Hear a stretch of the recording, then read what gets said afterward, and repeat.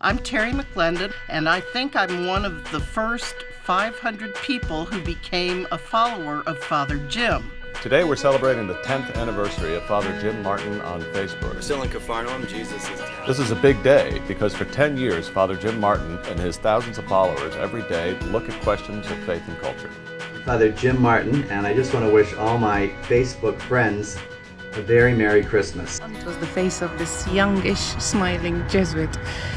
I read his article, I followed his talks on YouTube. At the time when I was working at the VATICAN'S Council for Social Communications, and we recognized Jim early on as somebody who was exploiting the potential of social media to reach people in new and diverse ways. Your Facebook page always has inspiring news and information, beautiful prayers and meditations, book recommendations, and so much more. He told me to read My Life with the Saints, and I loved it so much that I formed a book club called Dashboard Jesus Divas so I could talk about it with some other women, and they're now 3 of my closest friends. And that's always been a feature of Jim's work that I've liked, is his ability to reach out to people who might consider themselves a little distant from the church, to present to them in a very clear way the essential of church teaching, particularly in terms of the person of Jesus as a figure of love, a person of forgiveness, a person of care, a person who builds community.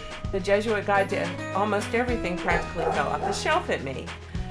He brought this former Unitarian back to Catholicism. Thank Father James Martin for all of the help he gives me, whether he realizes he gives it to us or not, in the classroom.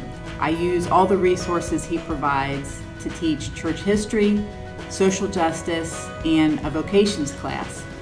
And I'm not sure what I'd do without him. Father Jim has a unique presence on Facebook.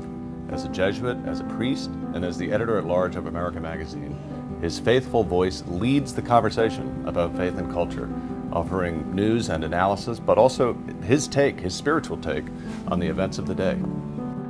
Yesterday, the U.S. Customs and Border Protection Agency fired tear gas at migrants trying to seek asylum. I applied to work with the Jesuit Refugee Service in Malta. I went on the pilgrimage and prayed very hard, and when I came back, I was accepted with the JRS. It may never be clear exactly what motivated the gunman who killed 53 people yesterday at a gay club in Orlando. Father Martin's braveness as an ally and tenderness as a priest is a beacon of hope for us LGBT Catholics. His work on building bridges, where he reaches out to members of the gay and lesbian community, and in a particular way to their families, trying to assure them too of God's love, of God's closeness, and of the nearness of Jesus to them. I want to thank you so much for everything you do, especially your work for the LGBTQ community. As a gay Catholic, your book, Building a Bridge, opened a discussion that needed to be open and undoubtedly has been a source of learning and better understanding for many. In other words, God has good things in mind for you and is on your side.